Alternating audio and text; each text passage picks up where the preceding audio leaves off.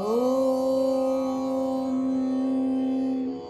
శ్రీ గురుభ్యో నమః. ఓం శ్రీ పరమాత్మనే నమః. జై శ్రీకృష్ణ. యద్యదాచరతి శ్రేష్టః తత్తదేవోత్తరో జనః స యత్ప్రమాణం కురుతే లోకస్తదనువర్తతే. 21వ శ్లోకం యొక్క భావాన్ని పరిశీలించినట్లయితే, గొప్పవారు చేసే పనులను సామాన్య జనులు అనుకరిస్తూ ఉంటారు.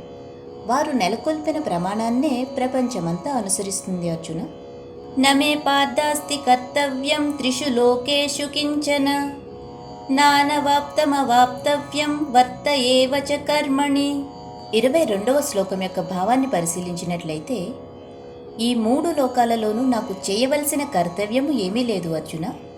నాకు పొందవలసినది కానీ సాధించవలసినది కానీ ఏమీ లేవు. అయినా సరే నేను చేయవలసిన విధులను చేస్తూనే ఉంటాను అర్జున. యది హ్యహం న వర్తేయం జాతు కర్మణ్యతంద్రితః మమ వర్త్మానువర్తంతే మానుషాః పార్థ సర్వసః.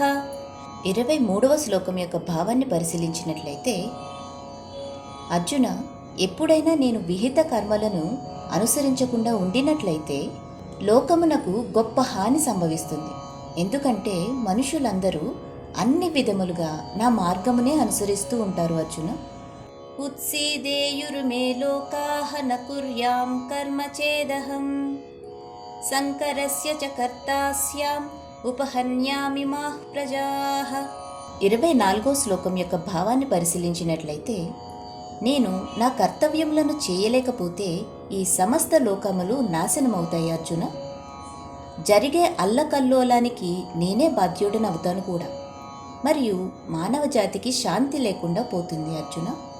సక్తాః కర్మణ్య విద్వాంసః యథా కుర్వంతి భారత కుర్యాద్విద్వాంస్తదాసక్తః చికీర్షుర్లోక సంగ్రహం. 25వ శ్లోకం యొక్క భావాన్ని పరిశీలించినట్లయితే, ఓ అర్జున, అజ్ఞానులు కర్మలయందు ఆసక్తులై వాటిని ఆచరించినట్లుగానే జ్ఞాని కూడా లోకహితార్థమై ఆసక్తిరహితుడై కర్మలను ఆచరించవలసి ఉంటుంది అర్జున. న బుద్ధి భేదం జనయేత జ్ఞానం కర్మ సంగినాం జోషయేత్ సర్వకర్మాణి విద్వాన్ యుక్తః సమాచరన్. 26వ శ్లోకం యొక్క భావాన్ని పరిశీలించినట్లయితే, కర్మలను ఆచరించకుండా ప్రేరేపించడం ద్వారా ఫలాసక్తితో కర్మలను చేసే అజ్ఞానుల బుద్ధిని జ్ఞానులు భ్రమకు గురి చేయరాదు అర్జున. బదులుగా జ్ఞానోదయ స్థితిలో తమ విధులను నిర్వహిస్తూ అజ్ఞానులకు కూడా విహిత కర్మలను చేయటానికి స్ఫూర్తినివ్వవలెను అర్జున.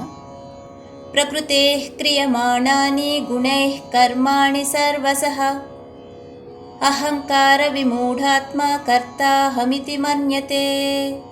27వ శ్లోకం యొక్క భావాన్ని పరిశీలించినట్లయితే, అన్ని కార్యక్రమాలు కూడా ప్రకృతి త్రిగుణముల చేతనే చేయబడుతుంది అర్జున.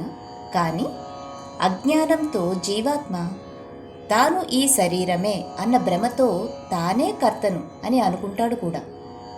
తత్వవిత్తు మహాబాహో గుణకర్మ విభాగయోః గుణాగుణేషు వర్తంతే ఇతి మత్వా న సజ్జతే. 28వ శ్లోకం యొక్క భావాన్ని పరిశీలించినట్లయితే, ఓ అర్జున, జ్ఞానులు ప్రకృతి గుణములు మరియు కర్మ నుండి జీవాత్మను వేరుగా చూస్తారు. అంతేకాకుండా గుణములే గుణములు యందు కదులుతున్నవని తెలుసుకుని వాటి యందు ఎటువంటి ఆసక్తిని చూపరు అర్జున. ప్రకృతేర్గుణ సమ్మూఢాః సజ్జంతే గుణకర్మసు తాన్ కృత్స్నవిదో మందాన్ కృత్స్నవిన్న విచాలయేత్. 29వ శ్లోకం యొక్క భావాన్ని పరిశీలించినట్లయితే, గుణముల ప్రవృత్తిచే భ్రమకు లోనైన వారు వారి కర్మఫలముల యందు ఆసక్తులవుతారు అర్జున. కానీ ఈ సత్యములను అర్థం చేసుకున్న జ్ఞానులు ఈ విషయం తెలియని అజ్ఞానులను కలవరపరచరాదు అర్జున.